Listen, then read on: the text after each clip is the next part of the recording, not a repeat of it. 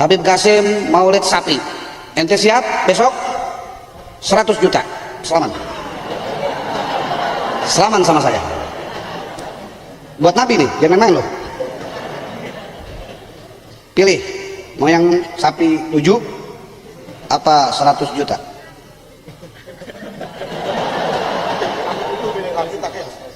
Hah? 100 juta. Fatihah. Katolik.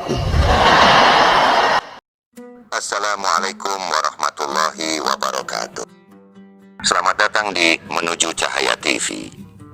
Pada kesempatan kali ini kita akan membahas sebuah isu yang sering muncul di masyarakat terkait persepsi negatif terhadap keturunan Rasulullah Muhammad SAW atau yang dikenal dengan istilah ndawir atau meminta sumbangan.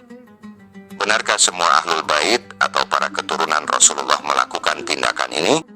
Dan bagaimana sebenarnya ajaran Islam memandangnya? Pengertian ndawir. Mari kita cari tahu apa sih arti ndawir. Secara etimologi, kata ndawir berarti keliling. Pada awalnya, ndawir berarti melakukan kegiatan dakwah, menyelenggarakan majelis, atau beraktivitas halal lainnya. Namun seiring berjalannya waktu, istilah ini mengalami pergeseran makna. Kini ndawir seringkali diartikan sebagai tindakan mendatangi orang lain dengan tujuan meminta sumbangan, memalak, atau sedikit memaksa untuk menjual barang dengan harga yang sangat tidak wajar. Kegiatan ini seringkali dilakukan oleh orang-orang yang mengaku sebagai keturunan Rasulullah, yang dikenal dengan sebutan Habib. Mereka dipercaya memiliki karisma dan kepercayaan di masyarakat, sehingga tindakan mereka seringkali dibiarkan atau dianggap sepele. Masyarakat seringkali memberikan toleransi kepada mereka karena posisi dan nama besar yang mereka bawa. Namun tindakan ini jelas bertentangan dengan ajaran Islam yang menekankan pentingnya kejujuran dan keadilan dalam berinteraksi dengan orang lain. Fenomena ndawir ini tidak hanya mengganggu ketenangan masyarakat, tetapi juga merusak reputasi orang-orang yang benar-benar memiliki akhlak baik. Banyak kiai dan orang-orang yang memiliki niat tulus dalam menyebarkan agama, kini menjadi target penodongan atas nama barokah atau mahabbah. Mereka seringkali ditekan dengan kata-kata manis yang mengklaim bahwa tidak memberi berarti menolak berkah. Kehidupan zaman Rasulullah dan sistem Baitul Mal. Kita mulai dari sejarah masa Rasulullah Muhammad SAW. Rasulullah dengan kebijakan Allah Subhanahu wa Ta'ala tidak meninggalkan harta untuk diwariskan, melainkan meninggalkan ilmu dan akhlak mulia sebagai warisan berharga bagi umatnya. Rasulullah sendiri menjalani hidup dengan sangat sederhana. Bahkan dalam menjalankan tugasnya, Rasulullah tidak pernah memanfaatkan statusnya sebagai nabi untuk keuntungan pribadi. Sebaliknya, Rasulullah Shallallahu Alaihi Wasallam menerima zakat dan sumbangan untuk kepentingan umat melalui sistem yang dikenal sebagai Baitul Mal atau perbendaharaan negara. Baitul Mal dikelola oleh negara untuk kepentingan umat, termasuk untuk membantu keluarga Nabi yang tidak menerima bagian zakat. Dalam sebuah hadits yang diriwayatkan oleh Abu Hurairah radhiyallahu anhu, Rasulullah bersabda, "Sesungguhnya keluarga Muhammad tidak boleh mengambil harta zakat, karena zakat adalah kotoran manusia." Hadits riwayat Muslim. Alasan keluarga Rasulullah Shallallahu Alaihi Wasallam tidak diperkenankan menerima zakat adalah karena mereka memiliki kedudukan yang dimuliakan. Sebagai keluarga Nabi, mereka tidak boleh mengambil harta yang dianggap sebagai penyucian dari harta orang lain. Sebagai gantinya, untuk kebutuhan mereka, keluarga Nabi berhak menerima bagian tertentu dari fai atau humus, seperlima harta rampasan perang yang diperoleh negara, sebagai bentuk pemenuhan kebutuhan tanpa harus menerima zakat. Bantuan dari Baitul Mal ini bukanlah untuk mendorong ketergantungan, melainkan lebih kepada penghargaan dan dukungan bagi mereka yang zuhud, sederhana dan menjauhi kemewahan. Keluarga Nabi Shallallahu Alaihi Wasallam dikenal sebagai teladan dalam sikap zuhud dan menjaga diri dari hal-hal yang berlebihan. Dengan adanya bantuan tersebut, keluarga Rasulullah bisa menjalani kehidupan yang layak tanpa harus menerima zakat, yang secara khusus tidak diperbolehkan bagi mereka karena kedudukan mereka dalam Islam. Baitul Mal pada masa pemerintahan Umar bin Khattab radhiyallahu anhu berfungsi sebagai lembaga yang menopang kesejahteraan berbagai kalangan masyarakat, termasuk mereka yang memiliki keutamaan dalam agama, seperti para sahabat dan keturunan Nabi. Bantuan ini dimaksudkan untuk memastikan keluarga Nabi dapat tetap menjaga martabat dan kesejahteraan mereka, tanpa menggantungkan hidup pada zakat, sesuai dengan ketentuan yang telah Rasulullah tetapkan dalam hadis. Kehidupan sebagian kelompok yang mengklaim keturunan Rasulullah di zaman modern.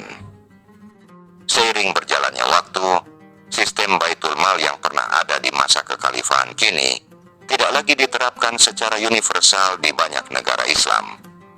Sebagian kelompok yang mengklaim keturunan Rasulullah Shallallahu Alaihi Wasallam saat ini harus menghadapi tantangan baru dalam menjalani kehidupan tanpa bantuan tetap dari negara. Di era modern, mereka beradaptasi dengan situasi yang berbeda, di mana mereka dituntut untuk mencari nafkah secara mandiri untuk memenuhi kebutuhan hidup mereka dan keluarga. Banyak dari mereka memilih untuk berwirausaha dengan membuka berbagai jenis usaha. Misalnya, mereka mungkin menjalankan bisnis dagang, membuka toko, atau menyediakan jasa tertentu. Semua ini mencerminkan nilai-nilai Islam yang mendorong umatnya untuk berusaha dan mencari rezeki dengan cara yang halal dan beretika.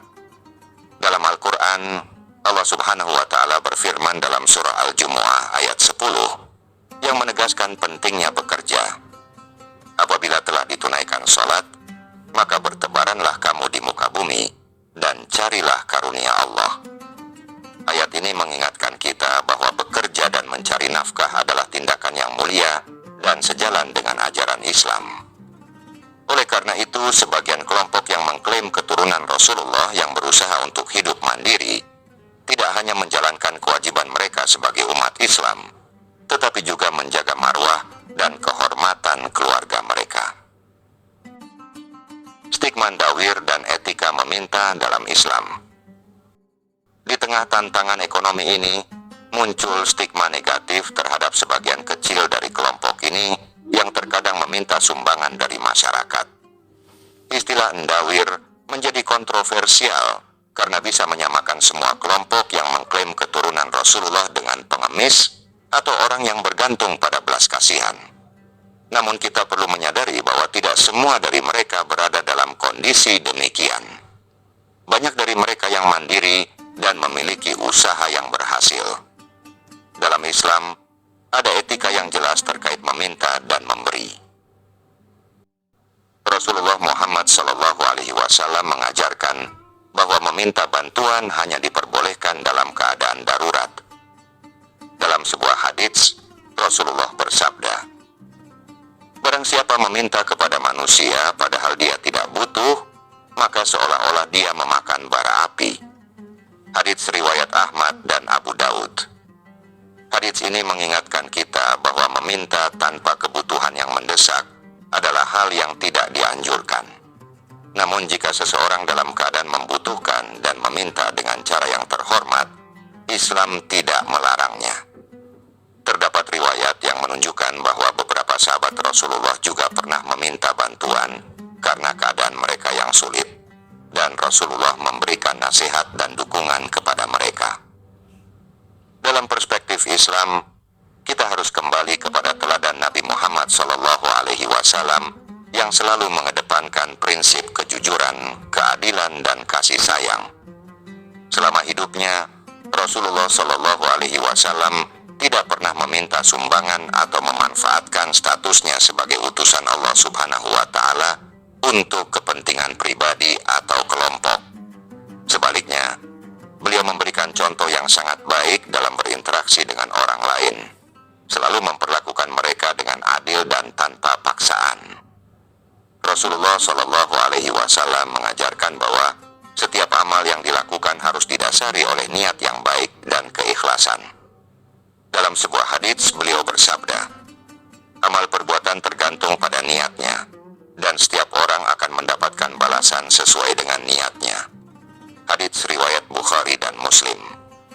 Nabi tidak pernah mengancam atau memaksa orang lain untuk memberikan sesuatu demi mendapatkan berkah atau syafaat. Sebaliknya, beliau senantiasa mengajak umatnya untuk berbuat baik dan memberi tanpa mengharapkan imbalan yang tidak semestinya. Melalui ayat dan hadits ini, kita dapat memahami bahwa tindakan endawir yang dilakukan oleh sebagian orang yang mengaku keturunan Rasulullah SAW sangat bertentangan dengan ajaran Islam yang sebenarnya. Masyarakat perlu berani menyuarakan ketidakpuasan terhadap tindakan pemalakan yang berkedok agama ini.